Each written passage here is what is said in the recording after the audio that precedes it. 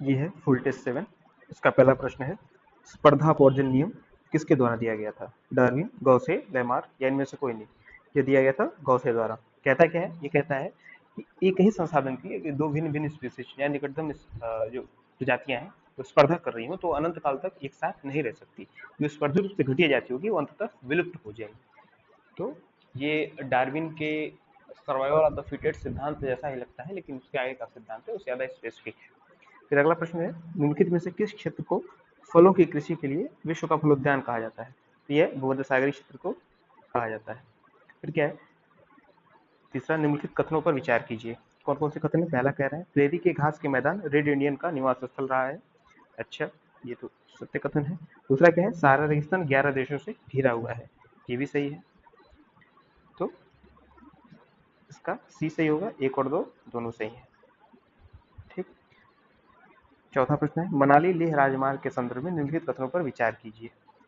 अच्छा, यह 3 दर्रों रोहतांगला, बरलाचाला, लुगनालाचाला से होकर गुजरता है। ठीक। दूसरा क्या है? यह जून से सितंबर के बीच खुलता है। ठीक। पहला गलत है क्योंकि ये 4 दर्रों से गुजरता है, 4 दर्रों से। ये तीनों है प्लस कौन सा दर्रा है? टंगलंगला। कौन सा? टंगलंगला। तो ये गलत हो गया। दूसरा, जून से सितंबर के बीच नहीं खुलता, ये जुलाई से सितंबर के बीच खुलता है। तो न तो एक न ही दो, दोनों नहीं सही। पांचवा प्रश्न क्या है? वन अनुसंधान संस्थान की स्थापना 1878 में ब्रिटिश इंपीरियल फॉरेस्ट स्कूल के रूप में हुई थी। वन अनुसंधान संस्थान की स्थापना 1878 में ब्रिटिश इंपीरियल फॉरेस्ट स्कूल के रूप में हुई थी। दूसरा क्या कह रहा है? भारतीय वन सर्वेक्षण की स्थापना 1 जून 1981 को हुई थी। ऊपर दिए कथनों में से कौन सा से सही है? पहला कथन सही है क्योंकि 1878 में फॉरेस्ट रिसर्च इंस्टीट्यूट या वन अनुसंधान संस्थान की स्थापना हुई थी। पहला सही है। दूसरा क्या है? भारतीय वन सर्वेक्षण की स्थापना 1 जून 1981 को हुई थी। ये भी सत्य कथन है। तो यह इसका सी सही होगा, एक और दो दोनों सही है। छठवां प्रश्न क्या कह रहा है?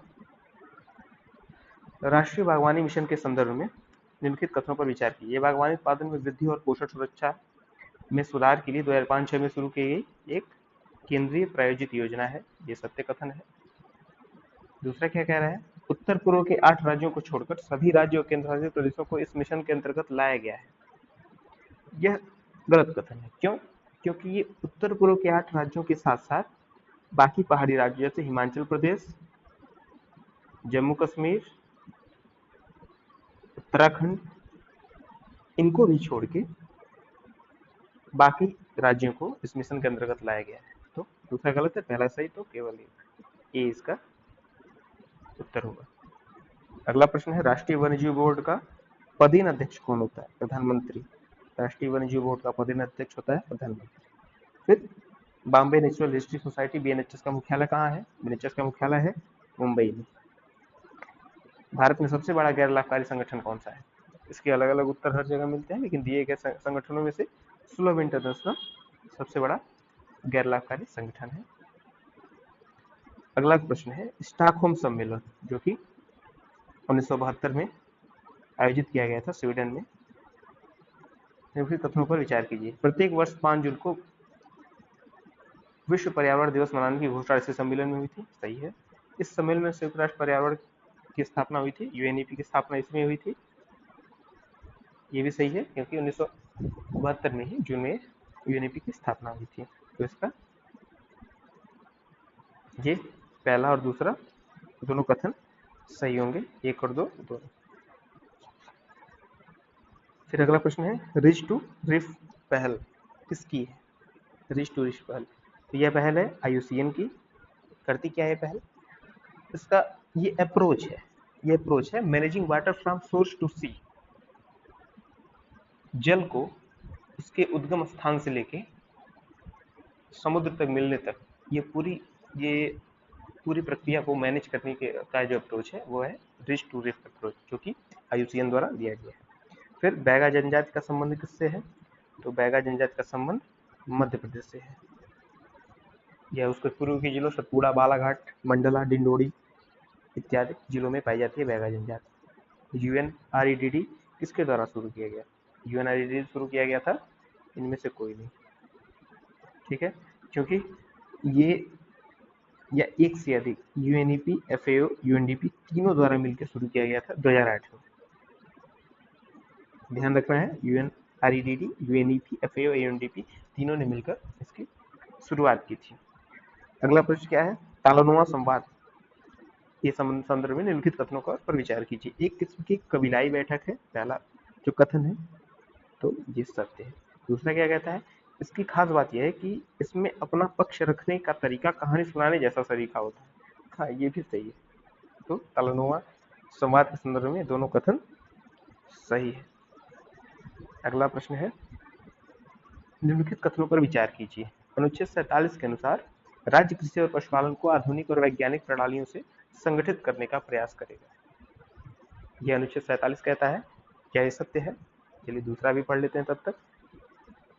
अनुच्छेद 48 के अनुसार राज्य अपने लोगों को पोषाहार स्तर और जीवन स्तर को ऊंचा करने और लोक स्वास्थ्य के सुधार को अपना प्राथमिक कर्तव्य मानेगा। वस्तु तो ये सही है, लेकिन उल्टा लिखे गए हैं। 47 ये कहता है और 48 ये कहता है, मतलब दोनों कथन अपने आप में असत्य हैं, इसलिए डी इसका सही उत्तर है। फिर अगला प्रश्न है, ईट राइट कैंपेन अभियान की शुरुआत किसके द्वारा की गई थी? ये एफएसएसआई के द्वारा की गई थी ईट राइट कैंपेन की शुरुआत। अब देखिए अगला प्रश्न क्या कहता है? अगला प्रश्न कहता है, फैट टैक्स लगाने वाला पहला देश कौन सा है? फैट टैक्स, तो पहला देश है फैट टैक्स लगाने वाला डेनमार्क, जिसने 2011 में इसे लगाया है। भारतीय राज्य केरल, भारत में केरल ने फैट टैक्स लगाया है किस पे? जैसे जंक फूड, बर्गर, पिज्जा इत्यादि पे 14.5% का फैट टैक्स लगाया है केरल में। तो भारतीय राज्य ऐसा है केरल, और पहला देश है डेनमार्क, जिसने 2011 में लगाया था। अगला प्रश्न है, निम्नलिखित में से कौन सी कृषि पद्धति मृदा अपरदन को बढ़ावा देती है? तो सतत कृषि मृदा अपरदन को बढ़ावा देती है? नहीं। पर्वतीय ढाल पर कृषि बढ़ावा देती है? देखते हैं। अतिचारण, ये तो एक कृषि पद्धति ही नहीं है, उपयुक्त सभी हो ही नहीं सकता, तो ऑप्शन बी इसका सही होगा। पर्वतीय ढाल पर कृषि करेंगे, जिससे पर्वतीय ढाल ज्यादा कमजोर हो जाएंगे, पानी के थ्रू बहने के लिए ज्यादा इजी, ज्यादा आसान हो जाएगा पानी को बहाना, इसलिए कृषि पद्धति मृदा अपरदन को बढ़ावा देगी अगर पर्वतीय ढाल पे हम कृषि करते हैं तो। फिर अगला प्रश्न है, काली मृदा के संदर्भ में निम्नलिखित कथनों पर विचार कीजिए। क्या है? यह मृदा रेगुर या कपास वाली मिट्टी के नाम से जानी जाती है। बिल्कुल सही है, अगर आपने जरा सा जियोग्राफी देखी होगी तो ये आप जान ही रहे होंगे। दूसरा क्या है? काली मृदा में एक लंबी अवधि तक नमी बनी रहती है। सही है, इसमें तो नमी पानी बरसने के बाद ऐसा हो जाता है कि पैर या ट्रैक्टर वगैरह चलना मुश्किल हो जाता है, पैर इसके नंगे पैर इसमें चलना, पैर धंस जाता है, निकलता नहीं है, इतनी चिपचिपी हो जाती है। तो काली मृदा में एक लंबी अवधि तक नमी बनी रहती है। दोनों कथन सही है, इसका सही उत्तर है सी। फिर आते हैं 20वां प्रश्न। क्या कहता है 20वां प्रश्न? इन मृदाओं में जैव पदार्थ नाइट्रोजन, फास्फेट और कैल्शियम की कमी होती है तथा इसमें काजू और टेपियाको की अच्छी उपज होती है। यह कौन सी मृदा है? काली मृदा, लवणीय मृदा, लेटराइट मृदा या लाल मृदा? तो काजू और टेपियाको की कृषि अच्छी होती है लेटराइट मृदा में, और इसमें जैव पदार्थ नाइट्रोजन, फास्फेट और कैल्शियम की कमी होती है। अगला प्रश्न है, शाही बेखबर किस मुगल शासक को कहा जाता है? तो मोहम्मद शाह को कहा जाता है, मोहम्मद शाह को रंगीला कहा जाता है, फर्रुखसियर को कहा जाता है, जानदार शाह को कहा जाता है, बहादुर शाह प्रथम को। तो सही उत्तर है बहादुर शाह प्रथम को शाही बेखबर कहा जाता है। इसको अलग अलग शाह आलम के नाम से पुकारते थे या मुअज्जम, तो इसके दो और नाम थे, बहादुर शाह प्रथम के, शाह आलम, मुअज्जम। फिर क्या है? निम्नलिखित में से किस कंपनी का आगमन सबसे अंत में हुआ? डच कंपनी, ब्रिटिश रियासी, फ्रांसीसी कंपनी या डेनिश कंपनी? तो सबसे अंत में आई थी फ्रांसीसी कंपनी। अच्छा, इसको कैसे याद रखा जा सकता है? तो अगर आप पढ़ेंगे तो अपने हिसाब से आप याद करने के तरीके डेवलप कर सकते हैं, लेकिन अगर जो मेरे हिसाब से देखा जाए तो एक उसका सूत्र है, पढ़े PDE, ए से पुर्तगीज, डी से डेनिश और ई से इंग्लिश, पढ़े देश, यहाँ पे आप डी से डेनिस कर सकते हैं, और का फार्मर, पढ़े देश का फार्मर। तो फार्मर थे फ्रांसीसी, सबसे अंतिम में फ्रांसीसी। अगर दो तीन बीच में से याद है तो बाकी निकल जाएगा। जैसे सबसे अंतिम में फ्रांसीसी आए, सबसे पहला पुर्तगीज, दूसरे नंबर पे डच, तीसरे नंबर पे इंग्लिश, बीच में आया इंग्लिश। 5 कंपनियां थी टोटल। सबसे पहले पुर्तगीज है, सबसे अंतिम में आया फ्रांसीसी, बीच में आया इंग्लिश, और पुर्तगीज के बाद आए डच। तो इस तरीके से इसको याद रखा जा सकता है। अगला प्रश्न है, टीपू सुल्तान के संदर्भ में निम्नलिखित में से कौन सा कथन गलत है? तो जैकोबियन क्लब का सदस्य बना, सही है। श्रीरंगपट्टनम में अंग्रेजी झंडा फहराया और स्वतंत्रता का वृक्ष लगाया। ध्यान दीजिए, अंग्रेजी झंडा नहीं, फ्रांसीसी झंडा फहराया। कौन सा? फ्रांसीसी झंडा, और स्वतंत्रता का वृक्ष लगाया। ये तो सही है, लेकिन ये फ्रांसीसी झंडा फहराया था, इस वजह से ये कथन गलत हो गया और ये सही हो गया। उसने अफगानिस्तान, ईरान, कुछ दुनिया, मॉरिशस और फ्रांस आदि देशों में दूध भेजे, ये भी सही है। टीपू सुल्तान ने मंगलौर, वजीराबाद, मलिदाबाद में 3 शस्त्रागार फ्रांसीसी सहायता स्थापित की, ये भी सत्य है। अगला प्रश्न है, लॉर्ड डलहौजी ने 1853 में किन किन शहरों के बीच टेलीग्राफ लाइन स्थापित की थी? तो 1853 में 2 शहरों के बीच, कलकत्ता और आगरा के बीच, उसने टेलीग्राफ लाइन स्थापित की थी। अगला प्रश्न है, भू राजस्व की कौन सी पद्धति सर्वाधिक भूभाग पर लागू थी? तो अगर आप इसको जानना चाहें तो सबसे ज्यादा जो लागू थी वो थे रैयतवाड़ी बंदोबस्त, 51% भूभाग के लागू थी। फिर उसके बाद थी महलवाड़ी बंदोबस्त, लगभग 30%। उसके बाद थे स्थायी बंदोबस्त, लगभग 19%। ठीक है, सबसे ज्यादा रैयतवाड़ी बंदोबस्त था। 26वां प्रश्न है, economic history of India Ranade की पुस्तक है। अच्छा, देखते हैं। दूसरा क्या है, एस्से ऑन इंडिया इकोनॉमी के लेखक हैं आर.सी. दत्त। अच्छा, ये दोनों उल्टा लिखा गया है। Essay on India, essay on Indian economy पुस्तक के लेखक हैं रनाडे, और इकोनॉमिक हिस्ट्री ऑफ इंडिया के लेखक हैं आर.सी. दत्त। ये दोनों कथन गलत है, इस वजह से इसका चौथा ऑप्शन सही होगा, न तो एक नहीं दो। फिर अगला प्रश्न है, स्थानीय स्वायत्त संस्थाओं का जनक किसे कहा जाता है? तो ये तो आप जान ही रहे होंगे, रिपन, लॉर्ड रिपन को जो हमारा व्यास रहा था, उसको स्थानीय स्वायत्त संस्थाओं का जनक कहा जाता है। अगला प्रश्न कहता है कि 1853 ईस्वी में पहली रेल लाइन मुंबई और ठाणे के बीच स्थापित की गई, सत्य कथन है। 1854 ईस्वी में कलकत्ता से रानीगंज के बीच दूसरी रेल लाइन स्थापित की गई, ये भी सत्य कथन है। तो पहला और दूसरा दोनों सही है, तो ऑप्शन सी उत्तर होगा। निम्नलिखित में से कौन सा आयोग अकाल से संबंधित है? स्ट्रेची आयोग, मैकडॉनल्ड आयोग, वेलिंगटन कमीशन, सभी सभी आयोग अकाल अकाल से संबंधित है, या अकाल से संबंधित आयोग थे सभी आयोग जो भी मेंशन है। अगला प्रश्न क्या कहता है? अगला प्रश्न कह रहा है कि निम्नलिखित में से किस जनजातीय विद्रोह का मुख्य कारण भूमि को उनके मुखिया मुंडाओं से छीनकर मुस्लिम कृषक या सिखों को देना था? अच्छा, तो कौन सा विद्रोह हो सकता है? खासी विद्रोह, कोल विद्रोह, खोंड विद्रोह या संथाल विद्रोह? तो क्या पूछा है? भूमि को उनके मुखिया मुंडाओं से छीनकर मुस्लिम कृषक और सिखों को देना था। तो ये स्पेसिफिकेशन है कोल विद्रोह का, 1831 में घटित हुआ। सुरगा और सिंह राय के नेतृत्व में, ये दोनों इसके नेता थे। बाकी खोंड विद्रोह चक बिश्नोई के नेतृत्व में हुआ था। तमिलनाडु से वेस्ट बंगाल तक पहाड़ी क्षेत्रों में ये फैला हुआ था। उसके बाद अगला प्रश्न कह रहा है, civil rebellions in Indian mutinies, जो कि 1857 के विद्रोह से संबंधित महत्वपूर्ण पुस्तक है, किसके द्वारा लिखी गई थी? तो यह लिखी गई थी डॉक्टर एस.वी. चौधरी द्वारा। अच्छा, अशोक मेहता, आर.सी. मजूमदार, एस.एन. सेन, इन्होंने क्या लिखा था जरा देख लेते हैं। एस.एन. सेन लिखते हैं 1857, ठीक है, सिर्फ 1857। आर.सी. मजूमदार क्या लिखते हैं sepoy mutiny and revolt of 1857। और अशोक मेहता क्या लिखते हैं? ये लिखते हैं द ग्रेट रिवेलियन,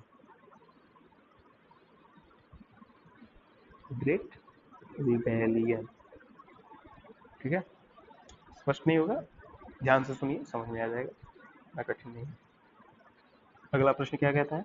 अगला प्रश्न है 1857 के विद्रोह से संबंधित निम्नलिखित कथनों पर विचार कीजिए। अच्छा, क्या कथन है? हैवलॉक ने 1857 में इलाहाबाद एवं कानपुर को जीता, सत्य कथन में हैवलॉक ने जीता था। और कैंपबेल ने मार्च 1858 में लखनऊ को जीता, ये भी सत्य कथन है। बस ये हुआ था, कैंपबेल ने लखनऊ को जीतने के बाद फिर से कानपुर को जीता, क्योंकि तब तक फिर विद्रोहियों ने कानपुर को अपने कब्जे में ले लिया था या उसमें उत्पात मचा रहे थे। तो जैसा है, ये दोनों कथन सही है। विद्रोही क्या किया जाए? सेनानी, स्वतंत्रता सेनानी भी कर सकते हैं, अपना अपना नजरिया है देखने का। बिजरिस कादिर का संबंध किससे है? बिजरिस कादिर का संबंध है लखनऊ से। अगला प्रश्न है 1857 के विद्रोह के निमित्त में थे, किसने सैनिक और असैनिक विद्रोह का संयोग कहा है? तो शशिभूषण चौधरी ने इसे सैनिक और असैनिक विद्रोह का संयोग कहा है। आउटरम टेलर ने इसे कहा था हिंदी मुस्लिम षड्यंत्र, हिंदू मुस्लिम षड्यंत्र।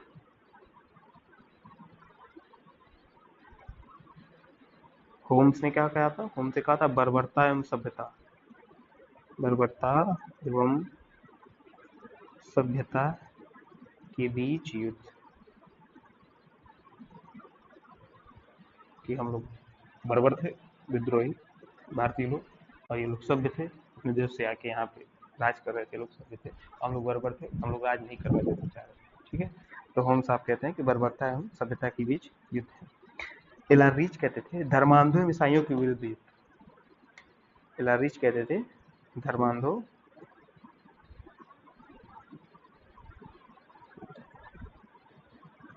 एवं ईसाइयों के बीच।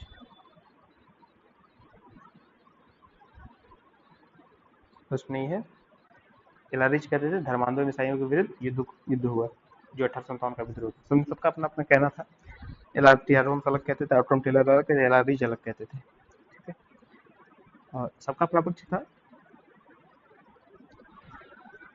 पहला क्या है? किस विद्रोह के पश्चात लॉर्ड कैनिंग को कहना पड़ा था कि जितनी चिंता मुझे 1857 सिख क्रांति के विषय में थी, उतनी इस विद्रोह की भी है। अच्छा, तो लॉर्ड कैनिंग हमारा पहला वायसराय था, तो निश्चित तौर पे विद्रोह उसी समय का रहा होगा। उस समय कौन कौन से विद्रोह थे जो ऐसा कह सकते हैं? विद्रोह तो रामोसी भी था उस समय, मोपला, वहाबी, नील। तो ये उसने नील विद्रोह के लिए कहा था, जो विश्व दिगंबर विश्वास के नेतृत्व में हुआ था। हार्ड कुक्ड फूड योजना, हार्ड कुक्ड फूड योजना किस राज्य सरकार की पहल है? तो ये है उत्तर प्रदेश राज्य सरकार की पहल। अच्छा, 3 से 6 वर्ष के बीच बच्चों के लिए, अच्छा कहाँ पे? आंगनबाड़ी केंद्रों पे। इसे लागू कैसे किया जाएगा? आंगनबाड़ी केंद्रों के थ्रू इसको लागू किया जाएगा, हार्ड कुक्ड फूड योजना। अगला प्रश्न क्या है? निम्नलिखित में से कौन सा नृत्य राजस्थान से संबंधित है? मयूर नृत्य, रासलीला, चरकुला या कठपुतली? ये है कठपुतली नाच राजस्थान से संबंधित है, बाकी मयूर नृत्य, रासलीला और चरकुला नृत्य ये सब उत्तर प्रदेश से संबंधित है। अगला प्रश्न क्या कहता है? अगला प्रश्न कहता है कि अलाउद्दीन खिलजी के संबंध में निम्नलिखित तथ्यों पर विचार कीजिए। वो प्रथम मुस्लिम शासक था जिसने भूमि की वास्तविक आय पर कर निश्चित किया था, सत्य है। इसने उपज का 50% तक भूमिकर के रूप में निश्चित कर दिया था, बिल्कुल सही है। ये दूसरा, पहला दूसरा दोनों सही। देख रहे हैं कितना कर लगता है, 50%। वैश्विक नवाचार सूचकांक 2020 में भारत किस स्थान पर है? अगर आप करंट अफेयर फॉलो कर रहे हैं तो पता होगा, भारत है 48वें स्थान पे वैश्विक नवाचार सूचकांक 2020 में। कौन लागू करता है इसको? कौन जारी करता है वीपो को? इसको वीपो जारी करता है, और यह 13वां संस्करण था। अगला प्रश्न क्या है? कंगारू चूहा ठोस मूत्र उत्सर्जित करता है, अच्छा सत्य है। मरुस्थल में रहने वाले जीवों को जीरोसोल भी कहा जाता है, ये भी सत्य है। और कंगारू चूहा से संबंधित प्रश्न ईसीएस 18 में पूछा था, यह जीवन भर बिना पानी पिए जी सकता है, ये अपने आप में महत्वपूर्ण बात है। तो दोनों सही है, एक और दो दोनों। अगला प्रश्न क्या है? ब्रोमीन सामान्य ताप पर द्रव अवस्था में रहता है, सत्य है। आदर्श आचार संहिता पहली बार 1961 में जारी की गई थी, तो ये गलत है क्योंकि 1971 में पहली बार जारी की गई थी आदर्श आचार संहिता। तो केवल एक सही है। अगला प्रश्न क्या है? भारत में बजट पद्धति की शुरुआत भारत के प्रथम वायसराय लॉर्ड रिपन के काल से आरंभ हुई थी। ये गलत है क्योंकि ये लॉर्ड कैनिंग था पहला वायसराय। लॉर्ड रिपन पहला वायसराय नहीं था, हालांकि ये पहले वायसराय के काल से ही आरंभ हुई थी बजट पद्धति। फिर विश्व का पहला फ्लोटिंग फार्म नीदरलैंड में स्थापित किया गया है। पहला फ्लोटिंग फार्म नीदरलैंड में, बिल्कुल सही है। तो केवल दो, हेल्स का केवल दो, बी सही होगा। बायोचिप में क्या होता है? अगला प्रश्न। प्रोटीन आरएनए डीएनए, आरएनए या डीएनए, आरएनए डीएनए दोनों। तो बायोचिप में प्रोटीन, आरएनए और डीएनए तीनों होते हैं, अर्थात पहला सही है। ये इलेक्ट्रॉनिक सर्किट की जगह जैविक पदार्थ का इसमें उपयोग किया जाता है, इसलिए बायोचिप कहते हैं, बायोचिप। अगला प्रश्न है, लोक कार्यक्रम एवं ग्रामीण प्रौद्योगिकी विकास परिषद का मुख्यालय भारत में कहाँ स्थित है? तो लोक कार्यक्रम ग्रामीण प्रौद्योगिकी विकास परिषद का मुख्यालय भारत में नई दिल्ली में स्थित है। अगला प्रश्न है, निम्नलिखित कथनों पर विचार कीजिए। पहला कथन है, बौद्धों का पवित्र स्थल बोध गया निरंजना नदी के तट पर है, बिल्कुल सही है। दूसरा कह रहा है, मगध महाजनपद ने प्रथम बार युद्ध में हाथियों का प्रयोग किया था, हाथियों का प्रयोग आरंभ किया था, ये भी सही है क्योंकि मगध जहाँ स्थित है वहाँ आसपास जंगलों में हाथियां पाई जाती हैं और उसी समय चंद्रगुप्त के संदर्भ में माफ कीजिएगा, हाँ, चंद्रगुप्त, राजा चंद्रगुप्त जब सेल्यूकस निकेटर की पुत्री से विवाह करता है तो हाथी देने का जो एक वाकया है वो मिलता है। तो इस वजह से हम मान सकते हैं कि मगध महाजनपद ने प्रथम बार युद्ध में हाथियों का प्रयोग आरंभ किया था, क्योंकि इससे पहले कोई स्पष्ट उल्लेख को नहीं मिलता इस तरह की चीजों के लिए। महाजनपद के बाद ही इतनी ताकत राजा में हुई कि वो हाथियों को इस तरीके से उपयोग कर पाए बड़े पैमाने पे, या सेना में व्यवस्थित सेना रख पाए। महाजनपद से ही व्यवस्थित सेना रखनी शुरू हुई इतने बड़े पैमाने पे, पहले मैंने सेना। तो दोनों सही है। फिर 46वां, भारत में गार्जियन ऑफ पब्लिक पर्स किसे कहते हैं? जाने रहे होंगे, नियंत्रक एवं महालेखा परीक्षक कैग को गार्जियन ऑफ पब्लिक पर्स कहा जाता है। खाद्य पदार्थ के संरक्षण में प्रयोग किया जाता है क्या? Potassium chloride, thiosulphate, sodium benzoate, कोई नहीं। तो सोडियम बेंजोएट को प्रयोग करते हैं खाद्य पदार्थों के संरक्षण के लिए। अगला प्रश्न क्या है? गंभीर डेंगू संभवतः घातक है, अति उच्च स्तर की विषाणु भार से सहसंबंध है, जो कारण होता है लाल रक्त कोशिकाओं के ह्रास के कारण रक्ताल्पता का, प्लेटलेट्स में कमी और रक्तस्राव का, मस्तिष्क की रक्त वाहिकाओं में सूजन का, या अधिक मात्रा में पसीना बहने का। तो इसमें आप देखेंगे प्लेटलेट्स में कमी और रक्तस्राव गंभीर डेंगू की वजह से होते हैं और इस वजह से मृत्यु भी हो सकती है। तो बी सही है। अगला प्रश्न क्या है? H5N1 कभी कभी समाचारों में किस बीमारी के संदर्भ में चर्चा रहता है? तो आप ध्यान रखेंगे ये है बर्ड फ्लू के संदर्भ में, और डेंगू एड्स के लिए H1 इस तरीके से H1N1 टर्म का उपयोग नहीं किया जाता, H और N। हाँ, स्वाइन फ्लू के लिए यूज किया जाता है H1N1 और बर्ड फ्लू के लिए H5N1। ल्यूकेमिया के संदर्भ में निम्नलिखित कथनों पर विचार कीजिए। क्या है? यह बेंजीन से संबद्ध होता है, बिल्कुल सही। ऐसा रोग जिसमें लाल रक्त कणिकाएं अधिक उत्पन्न होती है, यह गलत है क्योंकि इसमें श्वेत रक्त कणिकाएं WBCs अधिक उत्पन्न होती है।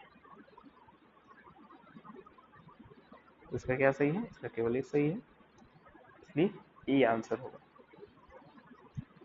फिर क्या है? काकरोच के शरीर में वायु किसके द्वारा प्रवेश करती है? काकरोच के शरीर में वायु किसके द्वारा? श्वास तंत्र द्वारा, त्वचा द्वारा, फेफड़ों द्वारा, कलफड़ द्वारा। ध्यान रखिए, काकरोच के शरीर में जो वायु है वो त्वचा पे स्थित, त्वचा पे होता है, श्वसन तंत्र द्वारा, त्वचा पे इसके श्वसन श्वास तंत्र होते हैं। तो ये इसका सही आंसर है, श्वास तंत्र द्वारा जो त्वचा पे स्थित होते हैं, इसलिए वो सर कटने के बाद भी जिंदा रहता है कुछ समय तक या काफी समय तक, लेकिन बाद में चूंकि खा पी नहीं पाता है, वो खाता तो मुंह से ही है, तो भूखे प्यासे उसकी मृत्यु हो जाती है। अच्छा, अगला प्रश्न क्या है? गंभीर डेंगू संभवतः घातक है तथा अति उच्च स्तर के विषाणु भार से संबंध होता है, यह प्लेटलेट्स में कमी और रक्तस्राव का कारण होता है। निम्नलिखित रंगों पर विचार कीजिए, इसमें से कौन सा प्राथमिक रंग है? तो RYB प्राथमिक रंग होते हैं, रेड, येलो और ब्लू। हरा प्राथमिक रंग नहीं होता है। तो 1, 2 और 4 सही उत्तर डी। निम्नलिखित कथनों पर विचार कीजिए। किसी विकसित देश में जनसंख्या पिरामिड का आधार विस्तृत होगा। अच्छा, विकासशील देश में जनसंख्या पिरामिड की ऊंचाई कम होगी। तो जनसंख्या पिरामिड की ऊंचाई कम होने से तात्पर्य यह है कि औसत उम्र अपेक्षाकृत कम होती है। तो विकासशील देशों में औसत उम्र विकसित देशों की अपेक्षा कम होती है, ये तो सही है। दूसरा कथन सही है। पहला कथन क्या कहता है? विकसित देश में जनसंख्या पिरामिड का आधार विस्तृत होगा। आधार विस्तृत होने का अर्थ है कि जन्म दर अधिक होती है। तो हम लोगों को जो जरा सा भी अंदाजा है तो विकसित देशों में हम पाते हैं कि जन्म दर कम होती है। तो विकसित देशों में जो पिरामिड होता है, जनसंख्या पिरामिड, उसका आधार पतला होता है। इस वजह से पहला गलत है। तो इसका सही उत्तर क्या होगा? बी, केवल 2। अगला प्रश्न क्या कहता है? अगला प्रश्न कहता है कि इनमें से किस स्थिति में मुद्रा की आपूर्ति सर्वाधिक हो जाएगी?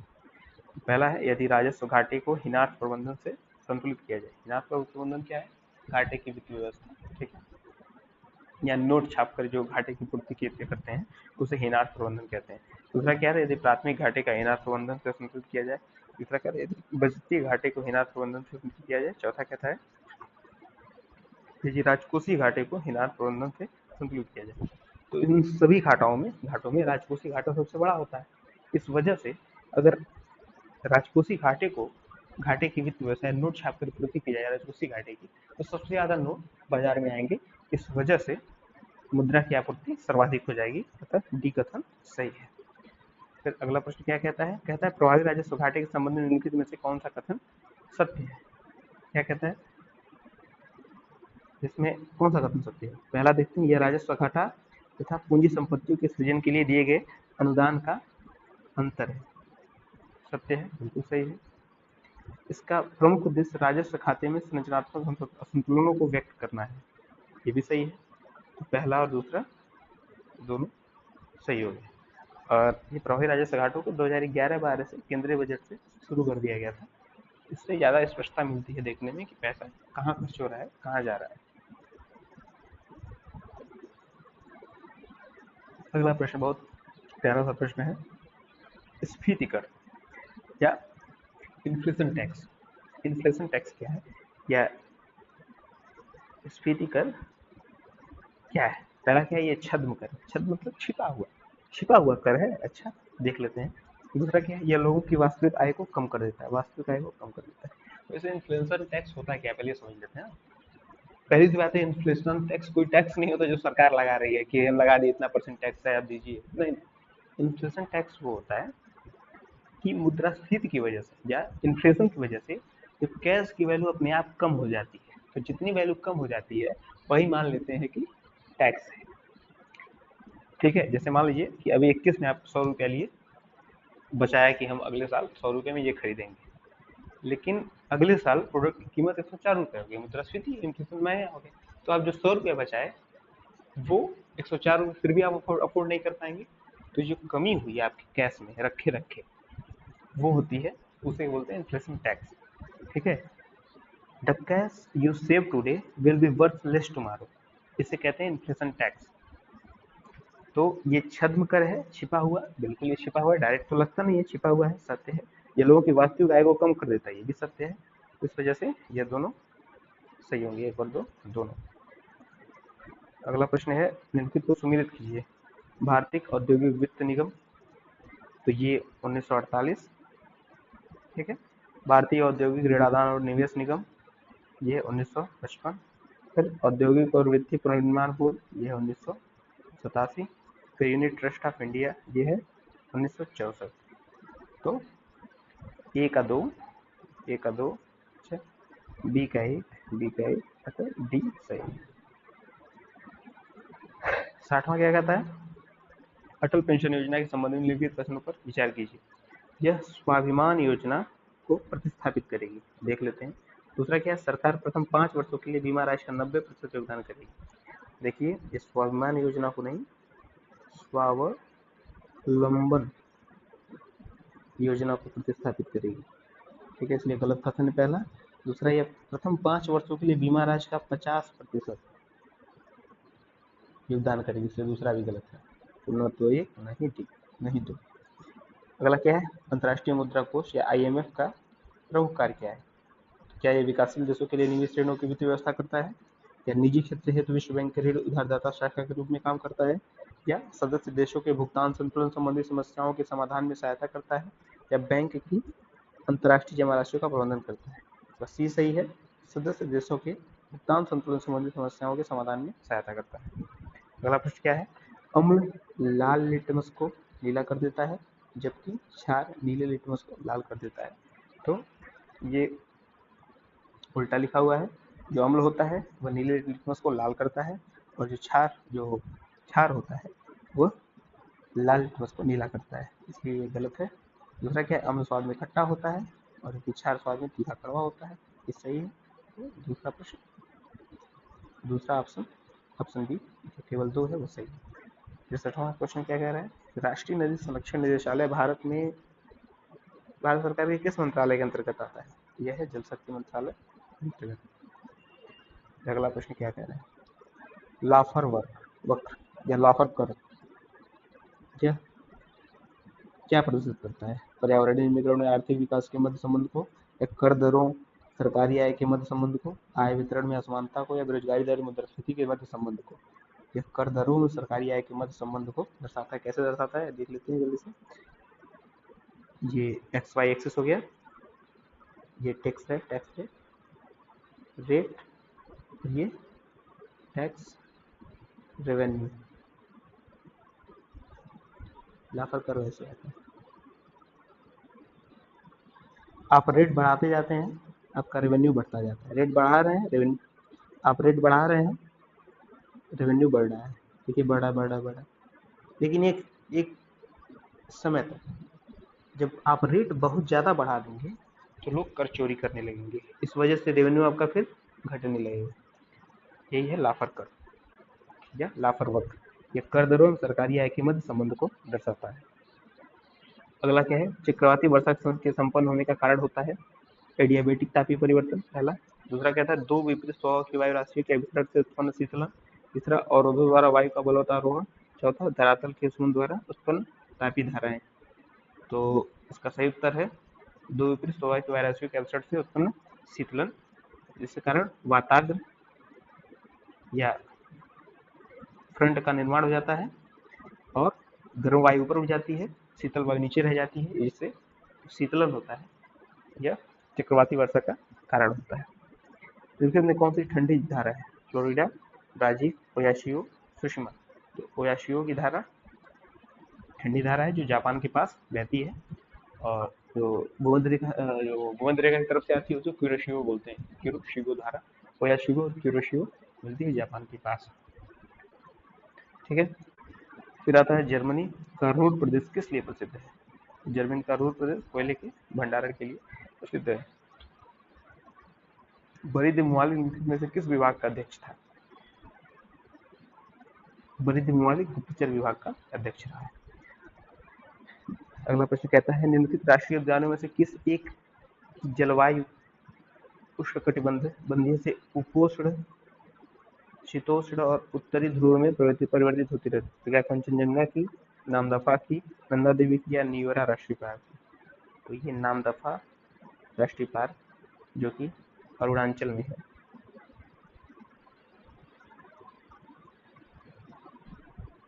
इसकी जो जलवायु है, इसमें यहाँ पे उष्णकटिबंधीय जलवायु भी मिलती है, उपोष्ण भी मिलती है, शीतोष्ण भी मिलती है, और उत्तरी ध्रुवी भी मिलती है।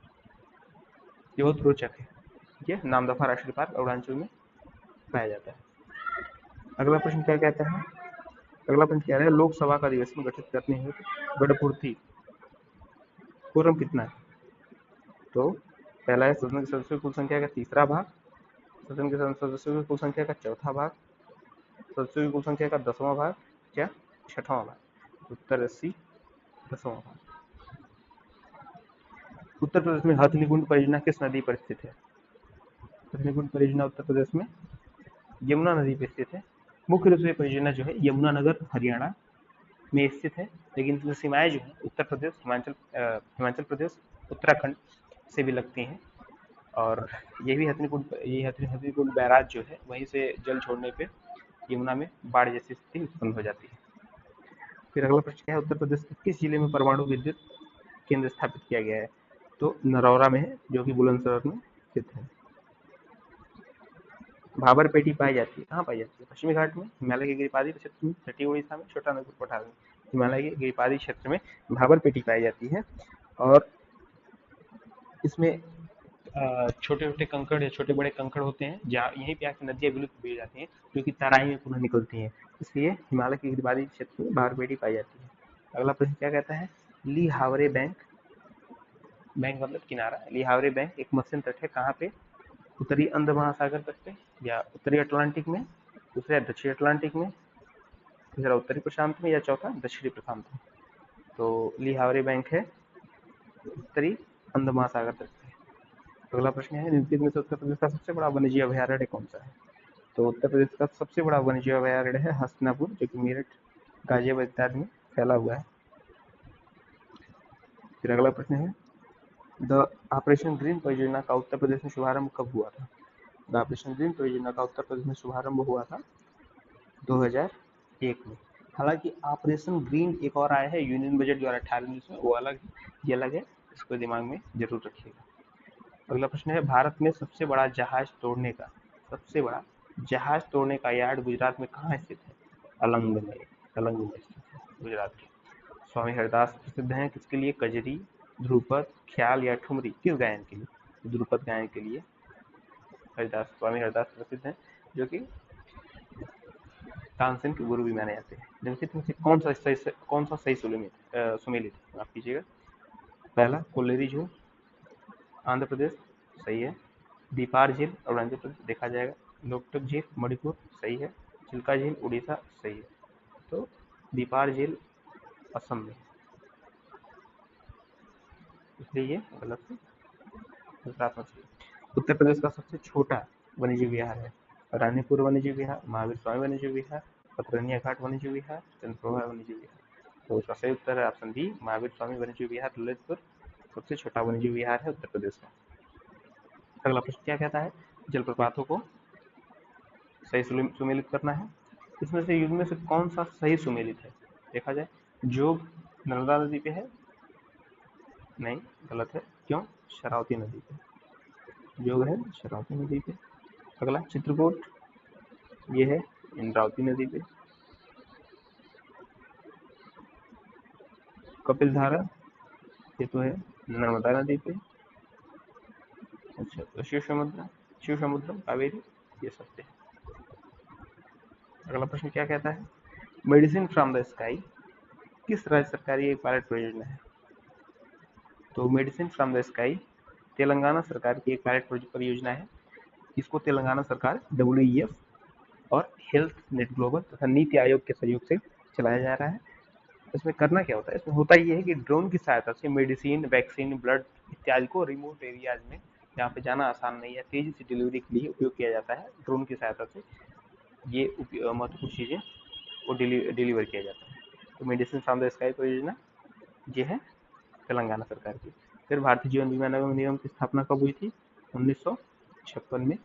LIC एक्ट 1956 के तहत भारतीय जीवन बीमा निगम की स्थापना हुई थी। यह एक सांविधिक निकाय है, क्योंकि यह एक संसद द्वारा बनाए गए एक्ट से बना है। अगला देखते हैं, राष्ट्रीय जलमार्ग 1 किस किसको जोड़ता है? कोट्टापुरम कोल्लम, सादिया दुबरी, हल्दिया इलाहाबाद, हल्दिया कोलकाता। हल्दिया से इलाहाबाद को जोड़ता है राष्ट्रीय जलमार्ग 1। सादिया दुबरी क्या है? ये NW राष्ट्रीय वाटरवे 2 है। तीसरा क्या है? कोट्टापुरम कोल्लम या केरल के NW3 होता है, केरल के पश्चिम में जो वाटरवे है। भारतीय विकास forum IDF, Indian development forum, पहले जाना जाता था किस नाम से? भारतीय सहायता क्लब के नाम से। अगला प्रश्न क्या है, national investment infrastructure fund NIIF के बारे में क्या सत्य है? यह कंपनी अधिनियम 2013 के अंतर्गत एक पंजीकृत कंपनी है, गलत। यह भारतीय न्यास अधिनियम 1882 के अंतर्गत पंजीकृत न्यास है, सही है। यह बहुराज्यीय राज्य सहकारी समिति अधिनियम 2002 के अंतर्गत सहकारी समिति है, ये भी गलत है। यह एक न्यास है, ट्रस्ट है, किसके अंतर्गत? सेबी के अंतर्गत एक ट्रस्ट है, सेबी के अंतर्गत ट्रस्ट ट्रस्ट के रूप में पंजीकृत है भारतीय न्यास अधिनियम या इंडियन ट्रस्ट एक्ट 1882 के अंतर्गत। ठीक है, अगला प्रश्न क्या है, कर्मचारियों में आवश्यक रोजगार कौशल की कमी के कारण जो बेरोजगारी का उदाहरण है वो क्या कहलाता है? चक्री, रचनात्मक, संरचनात्मक या प्रच्छन्न, उसे कहते हैं संरचनात्मक। चक्री क्या होती है, एक बार रोजगार मिला, एक बार बेरोजगार हो गया, फिर रोजगार मिला, फिर बेरोजगार हो गया। जैसे गांव में जब बोनी होती है तो रोजगार मिल जाता है मजदूरों को, फिर नहीं रहता रोजगार, चला जाता है। फिर जब कटिया होती है, कटिया मिल जाता है, फिर चला जाता है, फिर बोनी होती है, बोनी मिलता है। इसे कहते हैं चक्रीय बेरोजगारी। घटात्मक क्या होती है, एक नौकरी छोड़ने और दूसरी नौकरी प्राप्त करने के बीच में जो ड्यूरेशन होता है जब तक हम बेरोजगार रहते हैं उसे कहते हैं घटात्मक बेरोजगारी। प्रच्छन्न क्या होता है, रोजगार में तो लगे हुए हैं लेकिन काम नहीं हो रहा है। जैसे जहाँ 2 लोग का काम है वहाँ 4 लोग लगे हुए हैं, 3 लोग लगे हुए हैं। तो जहाँ 3 लोग 2 लोग के काम में 3 लोग हैं वहाँ 1 लोग प्रच्छन्न बेरोजगार है, और जहाँ 2 लोग के काम में 4 लोग लगे हुए वहाँ 2 लोग प्रच्छन्न बेरोजगार है। या छिपी हुई बेरोजगारी अक्सर कृषि में सबसे ज्यादा पाई जाती है प्रच्छन्न बेरोजगारी। लेकिन जो रोजगार कौशल की कमी की वजह से होती है वह है संरचनात्मक बेरोजगारी। अगला प्रश्न देखते हैं। अगला प्रश्न कहता है, ट्राइफेड के बारे में निम्नलिखित कथनों पर विचार कीजिए। इसे सन 1987 में जनजातीय लोगों को निजी व्यापारियों को के शोषण से बचाने हेतु स्थापित किया गया। अच्छा, सत्य है। मूल्य में उतार चढ़ाव से होने वाले नुकसान की भरपाई हेतु वित्त मंत्रालय इसे अनुदान देता है। यह है गलत, कृषि मंत्रालय अनुदान देता है। कौन? कृषि मंत्रालय। मूल्यों में जो उतार चढ़ाव होता है उससे नुकसान की भरपाई कृषि मंत्रालय अनुदान करता है। तो केवल एक सही है, ये सही उत्तर होता है। जिला साख योजना, डिस्ट्रिक्ट क्रेडिट स्कीम किसके द्वारा बनाई जाती है? तो जिला साख योजना लीड बैंक के अंतर्गत आती है और वही बनाता है। आरबीआई ने 1969 में लीड बैंक योजना शुरू की और इसी के अंतर्गत जिला साख योजना चलाई जाती है। फिर कृषि उत्पादों की मांग मानी जाती है कठोर या लोचहीन, लचीली, अनंत लचीली, शून्य लचीली। तो कृषि उत्पादों की मांग मानी जाती है कठोर या लोचहीन। क्यों? क्योंकि अक्सर आप देखते होंगे कृषि उत्पादन थोड़ा सा बढ़ जाता है तो कीमतें कीमतें तेजी से घट जाती है, थोड़ा सा कम हो जाता है कीमतें तेजी से बढ़ जाती है। अर्थात जो कृषि उत्पादों की मांग है वो बहुत कुछ निश्चित है, बहुत हल्की हल्की बढ़ोतरी या घटोत्तरी होती है। थोड़ी सी ज्यादा घटने बढ़ने से समस्या आ जाती है। इस वजह से लोच नहीं है, कम भी रह चलेगा ज्यादा भी रह चलेगा, नहीं, ये लोच नहीं है, उतना होना ही चाहिए। इस वजह से कृषि उत्पादों की मांग कठोर एवं लोचहीन है। अगला प्रश्न क्या है, निम्नलिखित झीलों को उत्तर से दक्षिण दिशा के क्रम में व्यवस्थित कीजिए। अच्छा, कौन कौन सा देखते हैं। ग्रेट बियर झील, विक्टोरिया झील, ह्यूरन झील और विनिपेग झील। तो अगर आप ज्योग्राफी देखे हैं तो दिमाग में आप ये होगा कि विनिपेग और ग्रेट बियर झील ये है कनाडा में। ठीक है, आप ऊपर से नीचे न भी जाने तो इतना देख ले, कनाडा में फिर ह्यूरन झील ये ग्रेट लेक में आती है जो अमेरिका कनाडा के बीच में है। ठीक, ये आइडिया होगा। फिर विक्टोरिया झील, विक्टोरिया झील है अफ्रीका में जिससे भूमध्य रेखा गुजरती है। अब देखिए, तो सबसे दक्षिण में कौन हो गया, सबसे दक्षिण में अगर ये नॉर्थ माना जाए और ये साउथ, तो सबसे दक्षिण में हो गया विक्टोरिया, ये सबसे दक्षिण में हो गई। और उसके ऊपर क्यों ह्यूरन, क्योंकि बाकी दोनों कनाडा तो ऊपर है ना, अमेरिका कनाडा की सीमा से तो कनाडा ऊपर है। तो इससे ऊपर कौन सी होगी, ये होगी ह्यूरन। तो अगर इन दोनों को देख लिया जाए और ये दोनों मिल जाए तो क्या आंसर मिल रहा है, चौथा, तीसरा। तो सबसे अंतिम कौन सा होना चाहिए, विक्टोरिया। दो लास्ट में किसके हैं, बी और सी के। ठीक है, उसका था ह्यूरन तीस। तो इस वजह से फिर ये हमको ये मिल गया तीसरे नंबर पे, ह्यूरन मिल गया, और चौथे नंबर पे विक्टोरिया मिल गई। इस वजह से ऑप्शन बी सही है। तो सबसे ऊपर कौन सा है, ग्रेट बियर लेक सबसे ऊपर है, सबसे नॉर्थ में है यहाँ बी ग्रेट बियर। उसके बाद कौन सा है, विनिपेग। ठीक है, अगला प्रश्न क्या कहता है, 93वां क्वेश्चन कहता है कि दक्षिण अफ्रीका में अवस्थित किम्बरले खान निःसंदेह किसके लिए प्रसिद्ध है? तो किम्बरले खान हीरा के लिए प्रसिद्ध है। अगला प्रश्न क्या है, कौन सा राज्य ऐसा है जिसकी सीमा 3 या उससे अधिक राज्यों से लगती है? क्या केरल, गोवा, तमिलनाडु? ध्यान देते हैं, केरल किससे किससे लगा है, केरल लगा है कर्नाटका से और तमिलनाडु से, दो ही है। गोवा, गोवा महाराष्ट्र और कर्नाटका के बीच में है। तमिलनाडु, तमिलनाडु लग रहा है 3 से लगती है। कौन कौन से? एक केरल हो गया, एक कर्नाटका हो गया, एक आंध्रा हो गया। इस वजह से तमिलनाडु सही उत्तर होगा। अगला, ददनी प्रथा या पुटिंग आउट सिस्टम के विषय में क्या सत्य है? कच्चा माल का प्रबंध व्यापारी नहीं बुनकर करता है, यह प्रथा भारत में प्रचलित नहीं है, इसमें कच्चा माल व्यापारी बुनकरों को देकर तैयार माल प्राप्त करता है। ये सत्य है। इसमें क्या होता है, व्यापारी बुनकरों को कच्चा माल दे देते हैं, कहते हैं हमको इतने समय में तैयार माल दीजिए, मैं बेचूंगा। ये बहुत प्राचीन प्रथा है जो भारत में चलती रहती है, क्योंकि अक्सर बुनकरों के पैसे या छोटे जो कारीगर होते हैं उनके पास कच्चे माल खरीदने भर के लिए पैसे नहीं होते। तो अगर उनको कच्चा माल प्रोवाइड कर रहा है बुनकर, सॉरी माफ कीजिए, कच्चा माल व्यापारी प्रोवाइड करा रहा है, तो उनको तुरंत कच्चा माल मिलता है, अपनी स्किल से उसको तैयार माल में बदल देते हैं और व्यापारी उनको भुगतान करके तैयार माल बेच देता है बाहर। तो व्यापारी ज्यादा मुनाफा कमाता है। दर्जनी प्रथा में सबसे ज्यादा लाभ तो व्यापारी को ही होता है, क्योंकि इससे बार्गेनिंग क्षमता कम हो जाती है। अगर आपके पास कच्चे माल खरीदने की क्षमता नहीं है तो बार्गेनिंग क्षमता कम हो जाती है। लेकिन फिर भी अंग्रेजों के आने तक दर्जनी प्रथा काफी प्रचलित रही, जब तक कि पूरी तरह जो छोटे कारीगर थे नष्ट न हो गए। अगला प्रश्न क्या है? स्वेज नहर के संदर्भ में निम्नलिखित कथनों पर विचार कीजिए। क्या है? ईवर गिवन नामक एक विशालकाय मालवाहक पोत इस नहर में फंसा हुआ था। अच्छा, देखते हैं। दूसरा, 1956 में उसका ब्रिटेन द्वारा राष्ट्रीयकरण किया गया। ये गलत है, मिस्र द्वारा राष्ट्रीयकरण किया गया। किसके द्वारा? मिस्र ने राष्ट्रीयकरण किया था स्वेज नहर का। पहले प्रश्न को पूछते हैं, ये बहुत ट्रिकी है। कैसे? अक्सर हम देखे होंगे जब ये जहाज फंसा था तो जो फोटो आ रही थी उस पर ईवरग्रीन लिखा हुआ था, जहाज का नाम ईवरग्रीन है। तो ईवरगिवन हम तुरंत गलत मार के आ जाएंगे कि नहीं, ईवरगिवन गलत है, उसका नाम तो ईवरग्रीन था। लेकिन ध्यान देना है, पे उस जहाज का ऑफिशियल नाम था ईवरगिवन, उसका ऑफिशियल नाम ईवरगिवन था। हाँ, ताइवानी कंपनी ईवरग्रीन मरीन इसे संचालित करती थी, इसलिए उसका नाम, उस कंपनी का नाम, जो उसके संचालित ऑपरेटिंग कंपनी है उसका नाम उस पर लिखा हुआ था। ये ध्यान में रखना है। उस जहाज का नाम पहला सही है, क्योंकि उस जहाज का नाम ईवरगिवन ही था। इसका ये आंसर है। अगला प्रश्न क्या कहता है? कहता है कि जानवरों से मनुष्य में फैलने वाली बीमारियों को जूनोजेज या जूनेटिक बीमारियां कहा जाता है। सही है। गर्भवती महिलाएं प्रतिदिन बीमारी से आसान शिकार होते हैं। दोनों सत्य है। तो इसका सी उत्तर हो जाएगा, पहला दो, दूसरा दोनों। अगला प्रश्न क्या कहता है? कह रहा है कि क्यूएस वर्ल्ड यूनिवर्सिटी रैंकिंग संबंधी निम्नलिखित कथन पर विचार कीजिए। एमआईटी है, मैसाचुसेट्स इंस्टीट्यूट ऑफ टेक्नोलॉजी इस सूची में शीर्ष स्थान पे है। सत्य कथन है, पहले पे है। यहाँ तक के टॉप 10 में 5 यूनिवर्सिटी अमेरिका की ही, तो ध्यान रखिएगा। आईआईटी बॉम्बे 176वें स्थान पे है, गलत है, क्योंकि 172वें स्थान पे है आईआईटी बॉम्बे, जो भारत में पहला है। इसी कथन में कौन सा सही कथन सत्य है? तो देख रहे हैं केवल एक ही सत्य है, ये आंसर हो गया। अगला प्रश्न, चार्ड झील संबंधी कथन पर विचार कीजिए। साफ पानी की झील जल संकट का सामना कर रही है।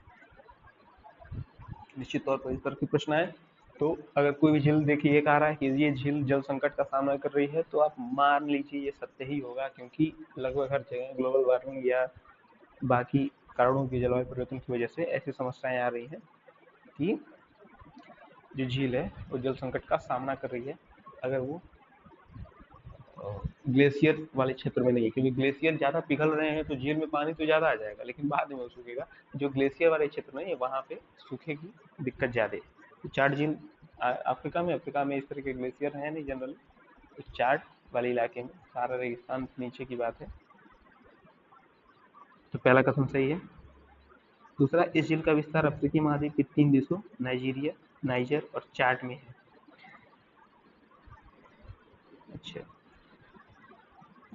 नाइजीरिया, नाइजर, चाड में तो चाड झील है ही, इसके साथ ही है कैमरून में भी है, इसलिए 4 देशों में, इसलिए गलत है। तो केवल एक सही उत्तर हो जाएगा। अगला प्रश्न क्या है? टाना झील के संदर्भ में निम्नलिखित कथनों पर विचार कीजिए। यह झील ब्लू नील नदी का उद्गम स्थान है। अच्छा, देखते हैं। यह इथियोपिया की सबसे बड़ी झील है। सत्य है। जो टाना झील है इथियोपिया की सबसे बड़ी झील है। एक पतली झील, पतली लंबी झील जैसी दिखती है, हल्की पतली लंबी झील। हाँ, ये सत्य है कि ये झील ब्लू नील जो था, ब्लू नाइल, उसका उद्गम, ये भी सत्य है। व्हाइट नाइल निकलती है विक्टोरिया के पास से, और ये ब्लू नाइल टाना झील इथियोपिया से निकलती है, तो ध्यान में रखिएगा। तो दोनों कथन सही है, सी उत्तर होगा। अगला प्रश्न क्या है, दुनिया की सबसे बड़ी स्थिर मरुस्थल झील कौन सी है? दुनिया की सबसे बड़ी स्थिर मरुस्थल झील टाना है, चाड है, अल्बर्ट है, तुर्काना। तो तुर्काना झील, जिसे लेक रुडाल्फ भी कहते हैं, रुडाल्फ, लेक रुडाल्फ, यह उत्तरी केन्या में, उत्तरी केन्या में है।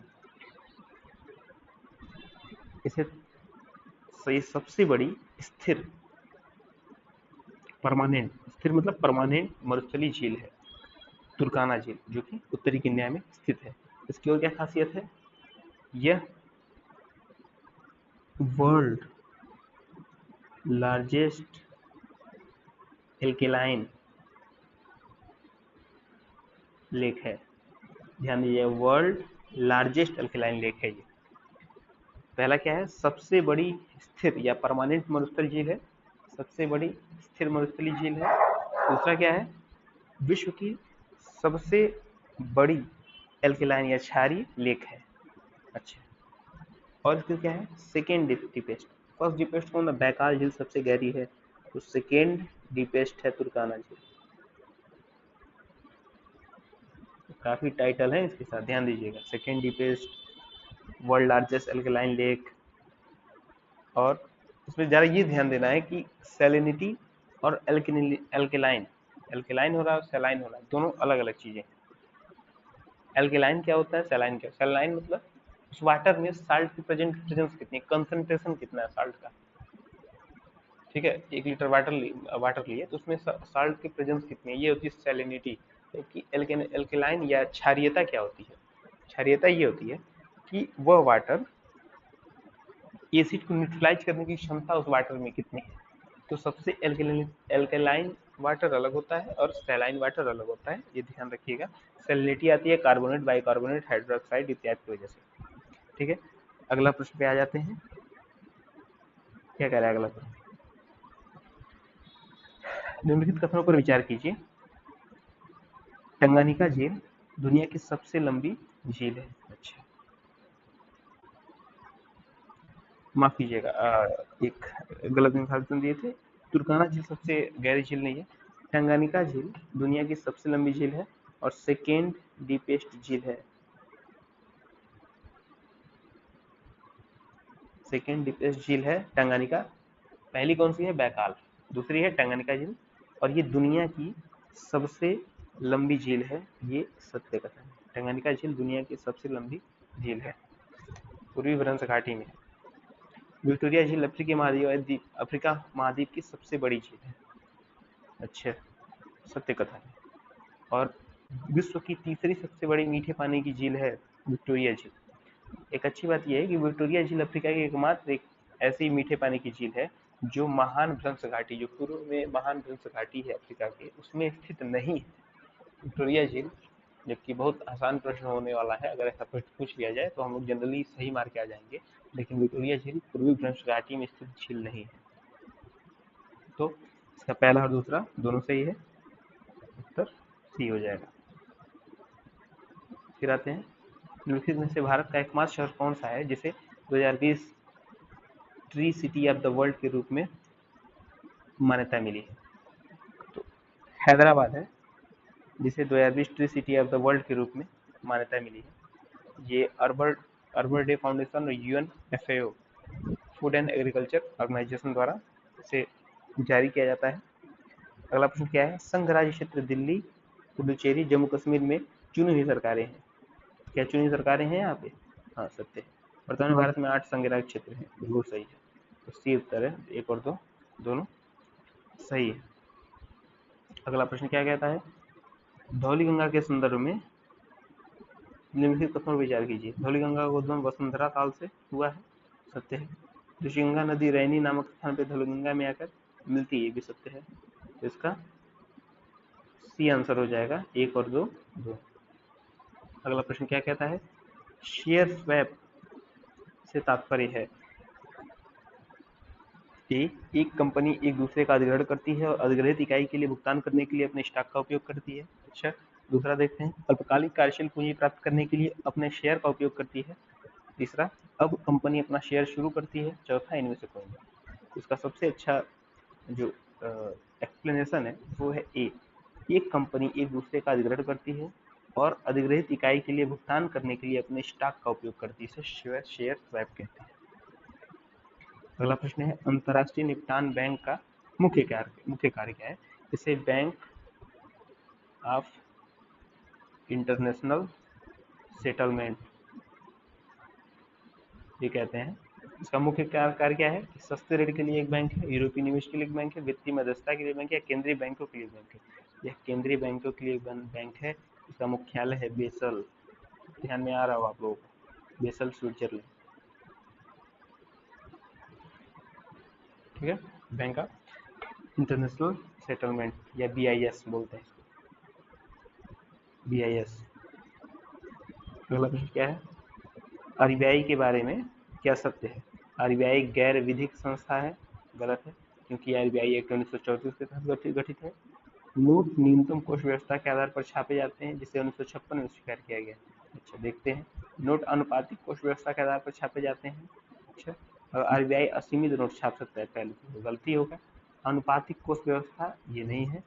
हमारे यहाँ नोट की न्यूनतम कोष व्यवस्था है, 200 करोड़ का जो है रखा जाता है। ठीक है, तो बी सही है।